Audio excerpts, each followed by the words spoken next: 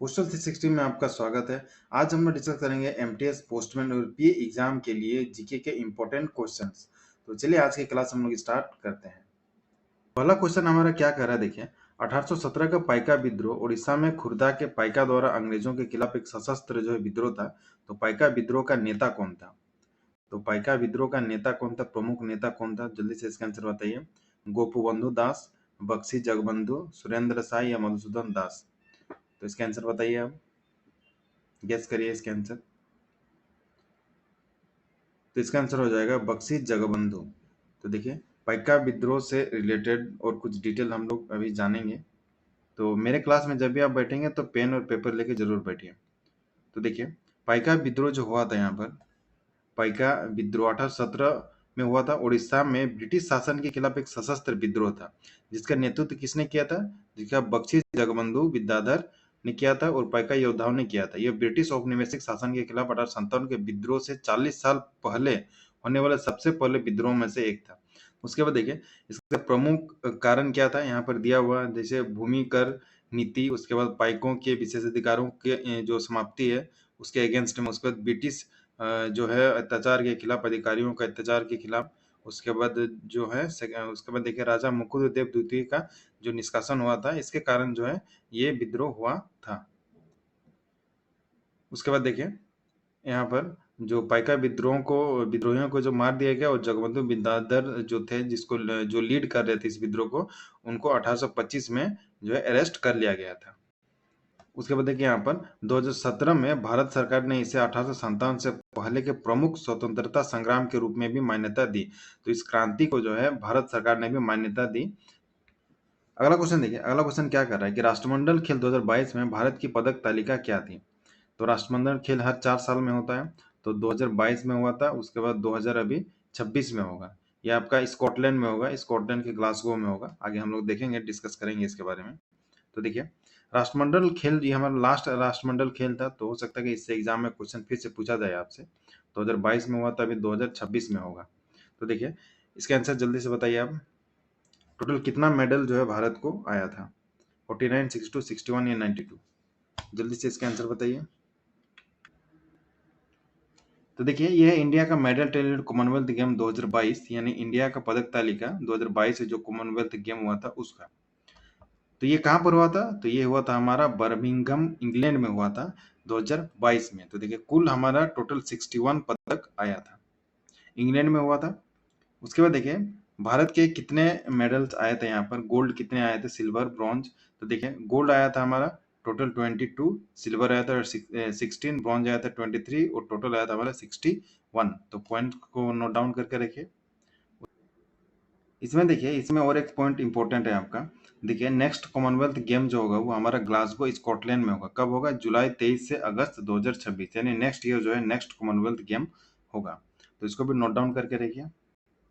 तो चलिए हम लोग अभी आगे बढ़ते हैं। अगला क्वेश्चन देखिए, अगला क्वेश्चन क्या कह रहा है कि भगवान जगन्नाथ के रथ का नाम क्या है? नंदी घोष, देव दलाना, तालध्वज या दर्प दलाना? तो जल्दी से इसका आंसर बताइए। उड़ीसा में बहुत ही फेमस जो है पुरी में जगन्नाथ मंदिर है। तो इसके आंसर बताइए। इसके आंसर होगा Nandi Ghosh. Option number A जो है इसका सही हो जाएगा। तो इस क्वेश्चन से रिलेटेड और कुछ जानकारी जो है हम लोग इन्फॉर्मेशन गेन कर लेते हैं। तो देखिए, इसको भी नोट डाउन करके रखिए। देखिए, भगवान जगन्नाथ के रथ का नाम क्या है? नंदी घोष। उसके बाद बलभद्र के जो रथ है उनका नाम है, उसका नाम है तालध्वज। उसके बाद सुभद्रा के रथ का नाम है दर्प दलन या दर्प दलाना। तो इसको भी आप नोट करके रखिए।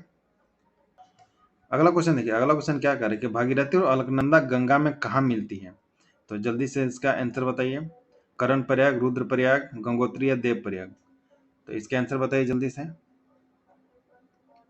तो इसका आंसर हो जाएगा ऑप्शन नंबर डी, हमारा देव प्रयाग में जो है दोनों नदी मिलती है, भागीरथी और अलकनंदा।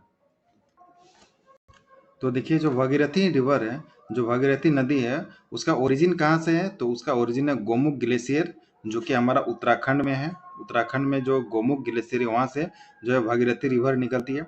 उसके बाद अगला देखिए, जो अलकनंदा नदी है ये भी जो है उत्तराखंड से ये नदी निकलती है, उत्तराखंड के बद्रीनाथ से निकलती है।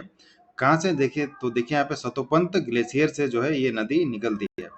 कौन सी नदी? तो अलकनंदा नदी। देवप्रयाग में जब दोनों नदी मिलती है तो गंगा नदी का उद्गम होता है, गंगा नदी का निर्माण होता है। तो यहाँ पर देखिए, यहाँ पर मैंने सर्च किया हुआ था, यहाँ पर देखिए, तो यहाँ पर देखिए, यहाँ पर मैंने सर्च करके रखा था। तो यहाँ पर देखिए, भागीरथी रिवर इधर से आती है और इधर से अलकनंदा नदी, दोनों का जो है ओरिजिन उत्तराखंड ही है। और देखिए, दोनों नदी उत्तराखंड के ही देवप्रयाग में मिलती है और यहाँ पर मिल जाती है, उसका गंगा नदी का निर्माण करती है। और इसके बाद ये जो दोनों नदी है यहाँ पर, जो यहाँ पर मिलती है देवप्रयाग में, उसके बाद ये जब आगे बढ़ती है तो ये गंगा नदी के रूप में आगे बढ़ती है। अगला क्वेश्चन देखिए, इसमें आपको लॉजिक लगाना होगा। तो देखिए, नए कार्यालय में कार्यभार ग्रहण करने के पहले दिन यातायात जाम के कारण श्याम सार्वजनिक परिवहन से 20 मिनट देरी से पहुंचा। मतलब श्याम नाम का एक व्यक्ति है, वो जब ऑफिस जा रहा है तो जो है सार्वजनिक परिवहन, यानी जो है सार्वजनिक पब्लिक ट्रांसपोर्ट वो यूज करता है, और पब्लिक ट्रांसपोर्ट यूज करते हुए वो ऑफिस जो है 20 मिनट लेट से पहुंचा। उसका पहला दिन था वो। तो उसके बॉस ने उसका स्वागत किया और देर से आने के बारे में कुछ नहीं कहा। तो बॉस ने भी, उसका जो ऑफिस का जो इंचार्ज था, उसने कुछ नहीं बोला। अगले दिन श्याम क्या करेगा? तो अगला दिन जो श्याम है वो क्या करेगा, हमें बताना है। तो बताइए, अगला दिन श्याम क्या करेगा? वो कार्यालय आने के लिए एक निजी वाहन खरीदेगा। तो क्या वो एक पर्सनल व्हीकल वो परचेज करेगा इसके लिए, ऑफिस आने के लिए, या वो जल्दी निकलेगा ताकि जो है भीड़ से बचे वो और समय पर कार्यालय पहुंचे? ऑप्शन नंबर सी हमारा। और वो हमेशा की तरह जो है इसी तरह से लेट आएगा जब तक उसको उसका जो बॉस है वो उसको चेतावनी ना दे। या ऑप्शन नंबर डी हमारा, वो नजदीकी कार्यालय में स्थानांतरित के लिए अनुरोध करेगा, या वो जो उसका जो नजदीकी वाला ऑफिस है उस ऑफिस में ट्रांसफर के लिए वो एप्लीकेशन देगा। तो बताइए इसका आंसर क्या होगा? तो लॉजिक लगाइए इसमें, वो क्या करेगा? देखिए, इसमें कौन सा नहीं हो सकता? वो निजी वाहन तो अचानक से नहीं खरीद सकता, ये तो नहीं हो सकता आपका। उसके बाद देखिए, वो यातायात की भीड़ से बचने के लिए हो सकता है कोई जल्दी निकलेगा, तभी तो वो जो है समय पर कार्यालय पहुंचेगा, ऑफिस पहुंचेगा। तो ये हमारा ऑप्शन नंबर 20 सही हो सकता है। उसके बाद देखो, ऑप्शन नंबर सी क्या कर रहा है? वो हमेशा की तरह अपने बॉस की चेतावनी तक कार्यालय में देरी से आएगा।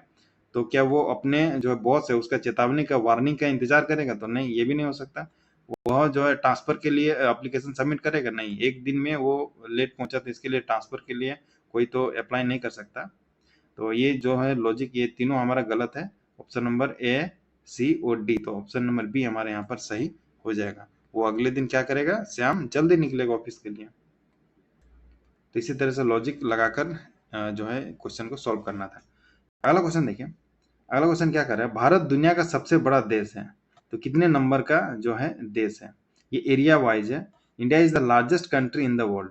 तो देखिए, तीसरा है, पांचवा है, सातवां है, नौवां है? तो जल्दी से आंसर बताइए। तो इसका आंसर हो जाएगा हमारा ऑप्शन नंबर सी, सातवां। तो सातवां जो है सबसे बड़ा देश है इंडिया। पहला रैंक में आता है हमारा रसिया, एक नंबर में आता है हमारा रसिया यानी रूस। क्लियर है? सेकंड में आता है हमारा कनाडा, एरिया वाइज यहाँ पर बात करें हम लोग। 3 नंबर में आता है चाइना।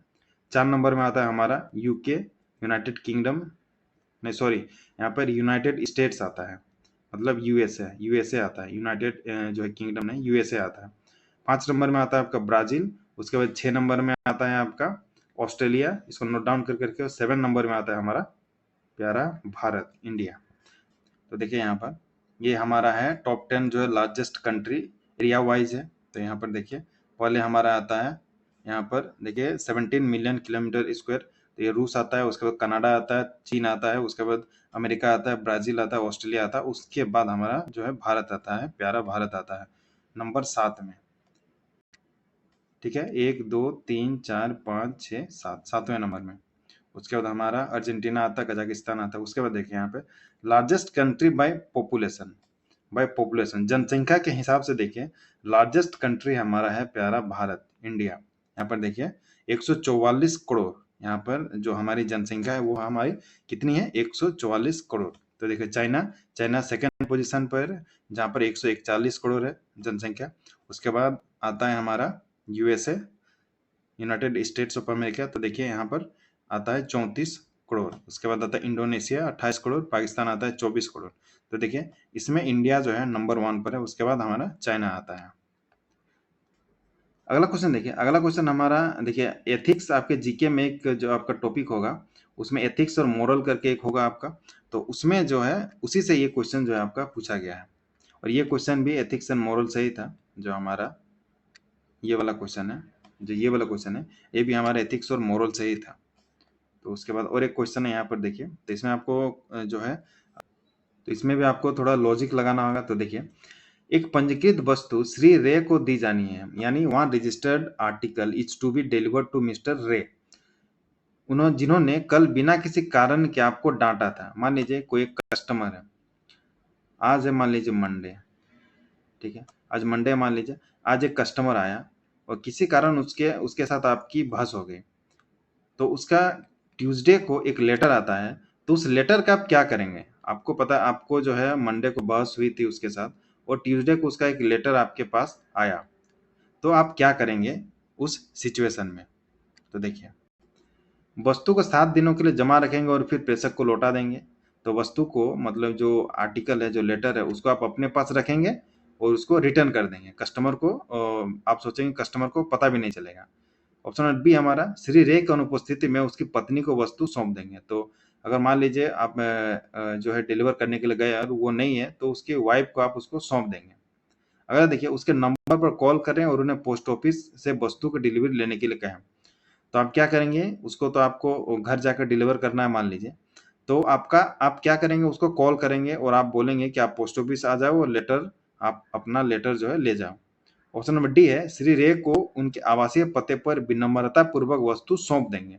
तो क्या करेंगे आप? श्री रे को उनका घर जाकर आप विनम्रता पूर्वक, और पिछले दिन जो आपके साथ घटना हुआ था उसको भूलकर आप श्री रे के पास जाएंगे, उस आदमी के पास जाएंगे और विनम्रता पूर्वक उस जो आर्टिकल है, वस्तु है, उसको सौंप देंगे। तो क्या करेंगे आप? तो बताइए, एथिक्स एंड मोरल से है, तो क्या करेंगे आप? यहाँ पर देखिए, यहाँ पर दो ऑप्शन में, ये तो आप नहीं कर सकते, ये तो आप नहीं कर सकते। मान लीजिए किसी के साथ बस हो गई, तो आप उसका लेटर जो है जबरदस्ती 7 दिन तक रख के उसको रिटर्न नहीं कर सकते। ये तो नहीं कर सकते आप, आपका ये ड्यूटी नहीं है, जो प्राइम ड्यूटी है वो आपको निभाना ही पड़ेगा। तो देखिए, ऑप्शन नंबर ए तो नहीं हो सकता। उसके बाद देखिए, उसके नंबर पर कॉल करें, उन्हें पोस्ट ऑफिस वस्तु के लिए डिलीवरी लेने के लिए कहेंगे आप, तो ये भी नहीं हो सकता। उसके बाद देखिए, श्री रे की अनुपस्थिति में उनकी पत्नी को वस्तु सौंप देंगे, ये हो सकता है। बी हो सकता है कि चलो आप लेटर डिलीवर करने के लिए गए, वो नहीं था तो उनकी वाइफ को आप दे दे। लेकिन ऑप्शन नंबर डी भी यहाँ पे दिया हुआ है, देखिए दोनों में, देखिए दोनों में थोड़ा सा सिमिलर है। श्री रे को उनके आवासीय पते पर जाकर विनम्रतापूर्वक वस्तु सौंप देंगे, तो यहाँ पर ये ऑप्शन अगर नहीं रहता तो हमारा ऑप्शन नंबर बी सही होता।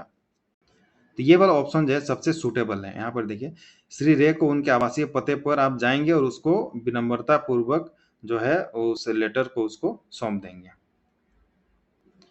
अगला क्वेश्चन, ये हमारा पॉलिटिक्स है, बहुत ही इंपॉर्टेंट क्वेश्चन है। देखिए, संविधान के किस भाग में नागरिकता का विवरण दिया गया है? मतलब in which part of the constitution details of citizenship are mention? 1, 2, 3 या 4?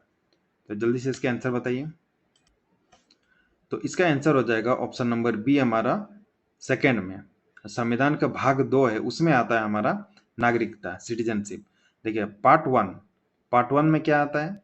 तो पार्ट 1 में आता है हमारा यूनियन एंड इट्स टेरिटरीज, यानी संघ और उसके क्षेत्र। पार्ट 2 में आता है हमारा, बहुत इंपॉर्टेंट है, सबको नोट डाउन कर करके। पार्ट 2 में आता है सिटीजनशिप। पार्ट 3 में आता है हमारा फंडामेंटल राइट्स। पार्ट 4 में आता है हमारा डीपीएसपी, जिसको directive principle of state policy, यानी राज्य के नीति निर्देशक सिद्धांत भी कहा जाता है। 4A में आता है आपका फंडामेंटल ड्यूटीज। उसके बाद 5 में आता है हमारा यूनियन और 6 में आता है स्टेट्स।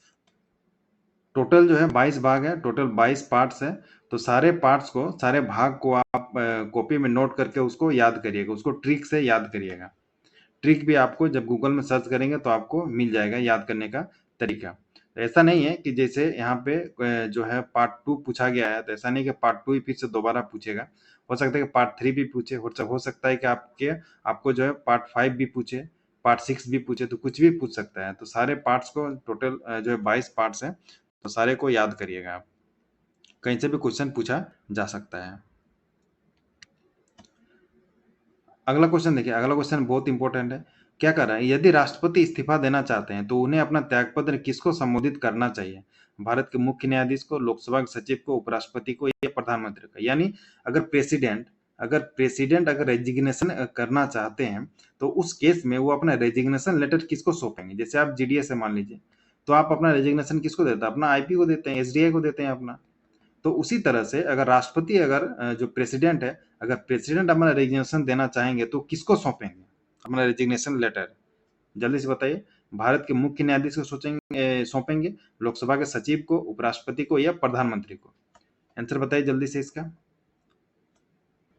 तो इसका आंसर हो जाएगा उपराष्ट्रपति को। वाइस प्रेसिडेंट को प्रेसिडेंट जो है वाइस प्रेसिडेंट को, जो वाइस प्रेसिडेंट उस समय रहेंगे उनको जो है त्याग पत्र सौंपेंगे। उसके बाद देखिए कुछ इंपॉर्टेंट जैसे और भी अगर हम रेजिग्नेशन के बारे में बात करें, जैसे प्रेसिडेंट तो सौंपेंगे अपना रेजिग्नेशन वाइस प्रेसिडेंट को। उसके बाद वाइस प्रेसिडेंट जो है किसको सौंपेंगे? ये सौंपेंगे प्रेसिडेंट को। उसके बाद प्राइम मिनिस्टर, अगर नरेंद्र मोदी अगर रेजिग्नेशन करना चाहेंगे तो किनको सौंपेंगे अपना रेजिग्नेशन लेटर? तो सौंपेंगे प्रेसिडेंट को यानी राष्ट्रपति को। उसके बाद गवर्नर, कोई भी राज्य का अगर गवर्नर यानी जो राज्यपाल होते हैं अगर वो अपना रेजिग्नेशन करना चाहेंगे तो किनको सौंपेंगे? तो राष्ट्रपति को ही सौंपेंगे। उसके बाद देखिए अगर सीएम अपना रेजिग्नेशन लेटर सौंपना चाहते हैं तो किसको देंगे रेजिग्नेशन अपना? तो गवर्नर को देंगे, जो राज्यपाल होते हैं उनको, यानी चीफ मिनिस्टर। उसके बाद chief justice of high court, अगर chief justice of high court भी अगर त्याग पत्र देना चाहते हैं तो किनको देना होगा? प्रेसिडेंट को देंगे वो। क्लियर है बात? तो ओथ यानी जो शपथ होता है, उसके बाद रेजिग्नेशन इसका मैं एक लिस्ट अपने ग्रुप में शेयर कर दूंगा। अगला क्वेश्चन देखिए, अगला क्वेश्चन क्या कर रहा है कि जेरेमी लालरेनुंगा किस खेल से जुड़े हैं? भारोत्तोलन यानी वेट लिफ्टिंग, बॉक्सिंग यानी मुक्केबाजी, बैडमिंटन या गोल्फ? तो जल्दी से इसका आंसर बताइए, अगर आपने सुना होगा कभी तो ये मिजोरम के खिलाड़ी हैं। तो जल्दी से इसका आंसर बताइए। तो इसका आंसर हो जाएगा ऑप्शन नंबर ए हमारा भारोत्तोलन यानी वेट लिफ्टिंग। यही है जेरेमी, ये एक भारतीय वेट लिफ्टर है और ये कहाँ के हैं? तो ये एक मिजोरम के जो है वेट लिफ्टर हैं। तो आज की क्लास हम यहीं तक रखते हैं। तो आप हमारे टेलीग्राम चैनल और व्हाट्सएप ग्रुप और व्हाट्सएप चैनल तीनों से आप जुड़िए, जिसका लिंक आपको नीचे डिस्क्रिप्शन बॉक्स में मिल जाएगा या कमेंट सेक्शन में भी मिल जाएगा। तो चलिए हम लोग मिलते हैं नेक्स्ट क्लास में। और अगर आप हमारे ऑनलाइन क्लासेस को ज्वाइन करना चाहते हैं तो इस नंबर पर आप हमें व्हाट्सअप कर सकते हैं। तो चलिए हम लोग मिलते हैं नेक्स्ट क्लास में। तब तक चैनल को सब्सक्राइब करें, वीडियो को लाइक करें, शेयर करें। Thanks for watching.